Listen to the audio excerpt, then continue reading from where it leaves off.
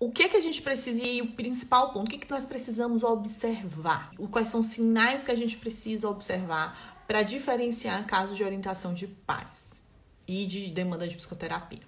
Primeiro, mudanças de comportamento, mudanças gritantes de comportamento da criança. Então, uma criança que ela apresentava um comportamento X, de repente ela está apresentando um comportamento Y. Uma criança que era tranquila e de repente ela está irritada, ela está chorando muito, ou ela está agressiva, ela está gritando muito. Os pais observam que essa criança está apresentando um quadro de ansiedade.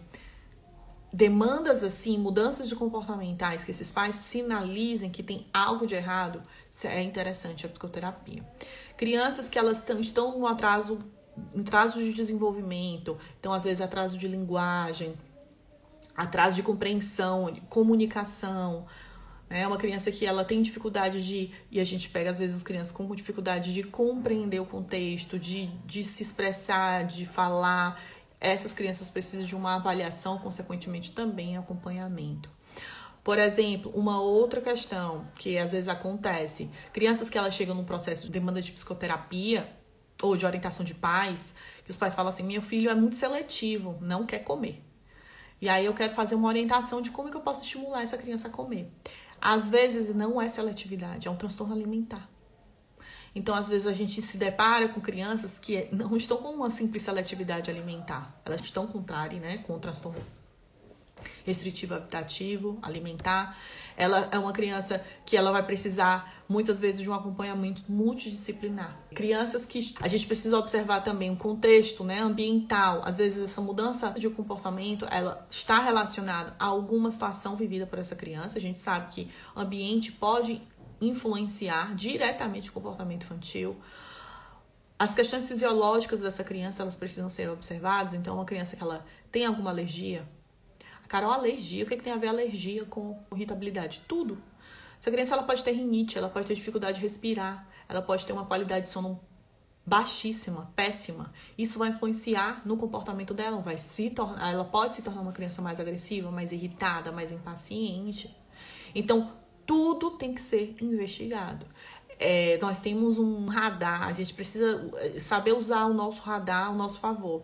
E esse radar é observar tudo que puder, de alguma forma, influenciar essa mudança. Se existe alguma interrogação aí, você precisa encaminhar essa criança a um processo de psicoterapia. Tem interrogação, tem alguma coisa que não está se encaixando, né? Seja um atraso. Às vezes tem criança que tem atraso de desenvolvimento e não tem nenhum tipo de transtorno.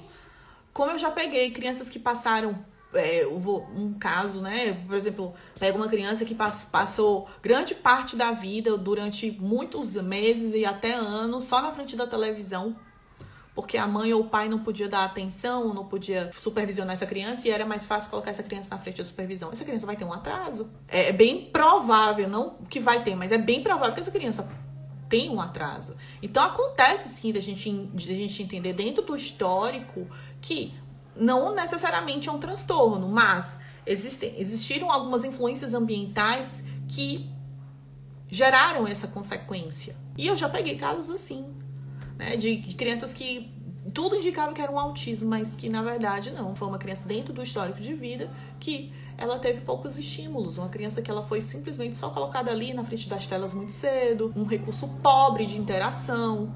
Então, a gente precisa ter um olhar mais profundo dentro do ambiente. Então, pontuem sempre.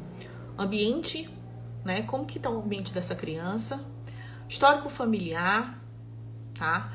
Dentro das fases de desenvolvimento, o que dentro dessas fases existe um padrão normal? Uma coisa é uma criança de 2 anos, 3 anos fazer birra de manhã, de tarde, à noite, chorar. Outra coisa é uma criança de 7 anos ter descontroles intensos, 6, né? Nem 6 aí, 4 para cima, ter descontroles intensos e frequentes o dia inteiro. Então, é importante a gente ter essa noção. As pessoas acham, é meio óbvio o psicólogo saber de desenvolvimento infantil, mas muitas vezes os profissionais, eles só entendem as fases de desenvolvimento com características muito comuns, assim, de aprendizagem. Ah, a criança com 2 anos, 3 anos faz isso, faz aquilo. Mas a gente também tem que entender padrões normais do dia a dia de uma criança. Quais são os desafios de uma criança em cada fase de desenvolvimento? Porque é a partir daí que você vai entender o que é considerado dentro de um normal, né? Um padrão que a gente não precisa ter tanta atenção assim, só orientar esses pais, ou que a gente precisa trabalhar com esses pais e com essa criança.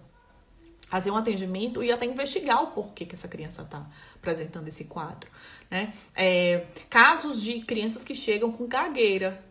Então, existe uma gagueira que é transitória, que pode acontecer em torno dos 2 anos, e a gente precisa só esperar um pouquinho para ver se passa. Mas tem gagueira que vem com um fundo de ansioso, né? Com uma situação ansiogênica que essa criança esteja vivenciando e que pode ocasionar essa gagueira.